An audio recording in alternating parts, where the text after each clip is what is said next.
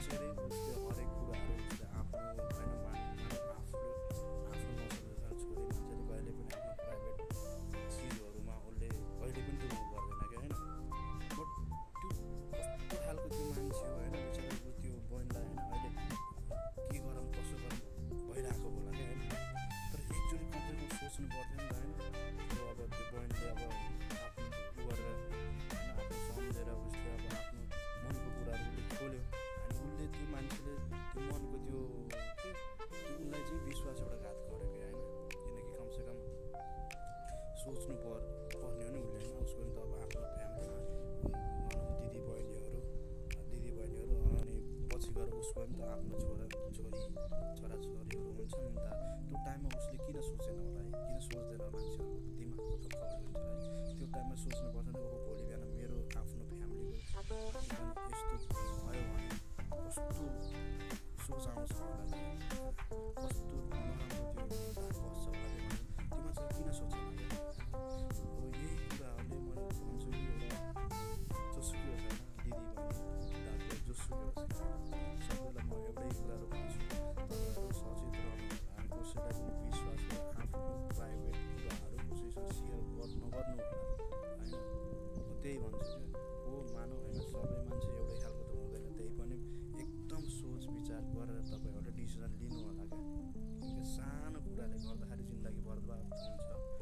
So त्यसैले तपाईँहरूले म यो एउटा भिडियो बनाएको छु, किनकि सबै यो भनेको नेपालमा जति पनि हुनुहुन्छ नि होइन, जति पनि हुनुहुन्छ दाजुभाइ दिदीबहिनीहरू छोराछोरी बच्चा सबैलाई यो कुराहरू सबैले सुन्नु क्या। किनभने आजभोलिको सिचुएसन धेरै नराम्रो छ। हर कुरामा विचार मात्रै अगाडि एक पाइला हेर्नु छ भने पछाडि दुई पाइला हेरेर सोच विचार गरेर आफ्नो त्यो डिसिजनको फैसला लिनु होला। सानो गल्तीले गर्दा धेरै जिन्दगी बर्बाद गर्न सकिन्छ। सो त्यसैले यो भिडियो मैले बनाएर हालेको छु। सबैले सेयर लाइक सब्सक्राइब र हरेकले यो सुन्नै पर्ने कुराहरू हो। यस्तो कुराहरूलाई तपाईँले ध्यान दिएर सुन्नु होला होइन। र जुन त्यो भिडियो बनाएको त्यो मान्छे को हो त्यो अहिलेसम्म पब्लिकमा देखिएको छैन होइन। नदेखेपछि त्योसँग नि को होस् यो कुराहरू होइन। किनकि उसलाई नै हो उसलाई नै हो यो बनाएर हालेको भनेको। अब भाइ हो दाइ हो जोसुकै होस् होइन, जोस् तिमीले गरेको त गल्ती नि तर लाइफमा कहिले पनि माफीको गल्ती छैन, माफीको लायकै छैन होला होइन। जस्तै तिम्रो घरमा पनि मम्मीहरू बाबा अब दिदी बहिनीहरू सबै हुनुहुन्छ होला, उहाँले कस्तो सोच्नु होला है अब थाहा त छैन होइन। कसले गरेको त थाहा छैन।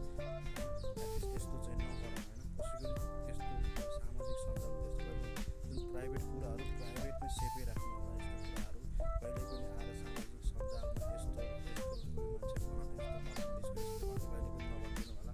किनभने एउटा यस्तो सानो गल्तीले गर्दा होइन उसको जिन्दगी बर्बाद हुन पुगेको छ होइन। सो यो कुराहरू नगरिदिनु होला। सामाजिक सञ्जालमा धेरै थरीका कुराहरू हुन्छन् र सामाजिक सञ्जाल पनि नेपालमा अरू देशमा त्यस्तो खालको छैन कि नेपालकै केटाकेटीहरू धेरै बिग्रिरहेको सामाजिक सञ्जालमा हरेक आफ्नो प्राइभेट पार्टहरू पनि देखेर त्यो लाइभ पनि बसिरहेको हुन्छन्। हो यस्तो कुराहरूमा बरु टिकटक बन्द गरिदिए हुन्छ, ब्यान गरिदिए हुन्छ।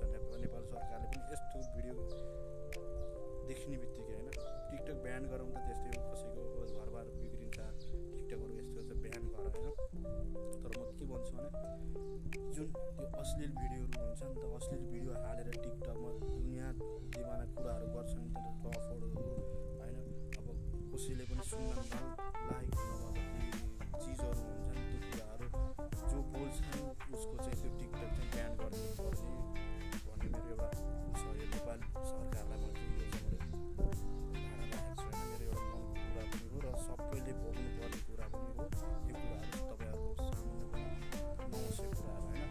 किनकि नराम्रो कुराहरूलाई जरैदेखि उखालेर फालेको राम्रो र राम्रो कुराहरूलाई पक्ष लिनुहोस्, नराम्रो कुराहरू जरैदेखि निकालेर फालिदिनुहोस्। सरकार भनेर मैले भन्दैछु, सरकारको लागि मैले थोरै शब्दहरू गरेको छु होइन।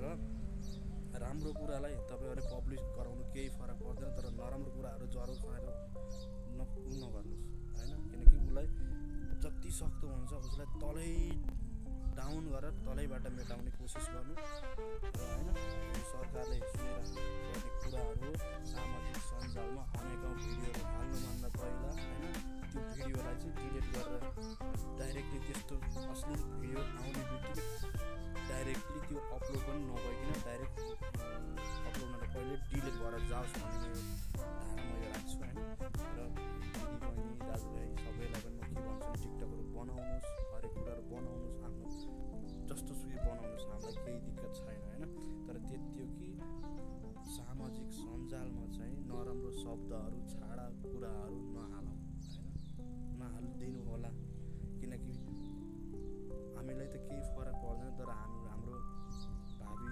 जीवनमा आउनु हुने ससाना बच्चाहरूलाई पनि धेरै इफेक्ट पारेर आउँछ त्यो कुराले यो कुराहरू ध्यान राख्नु होला होइन यति भन्दै ल होइन नेपाली सरकारलाई मैले भनिरहेको छु यो चाहिँ हुनुपर्छ किनकि जुन जति पनि यो नराम्रो कुराहरू हुन्छ नि त्यो कुराहरू अपलोड चाहिँ हुनु भएन होइन बरु त्यो अपलोड हुनु पर्दै त्यो गाइडलाइनले चेक गरेर उयो डिलिट गरिदिन्छ नि हो त्यस्तै गरी जस्तो कपिराइट लगाउनु एउटा कपिराइटको लागि पनि त चेक गरेर हालिरहेको हुन्छ कपिराइट चेक गरेर हालिन्छ नि त भिडियो हाल्दाखेरि हो त्यो गर्दा पनि त्यस्तो अश्लील भिडियो चाहिँ कपिराइट दिन्न क्या त्यही छ क्या प्रब्लम होइन हो त्यो होस् कि कपिराइट जस्तै त्यस्तै गरी गाइडलाइनले चेक गरेर त्यो भिडियो हाल्नुभन्दा पहिले त्यहाँबाट सुत्तै डिलिट होस् कि हो यो हुनु पऱ्यो होइन सबैले ध्यान दिनुपर्ने कुरा र मलाई मेरो कुराहरू कस्तो लाग्छ सपोर्ट गर्नु होइन र सपोर्ट गरेरै हुने हो मैले मात्रै भन्दा केही पनि हुने होला साह्रै नेपालमा 332 लाख जनताहरूले भन्यो भने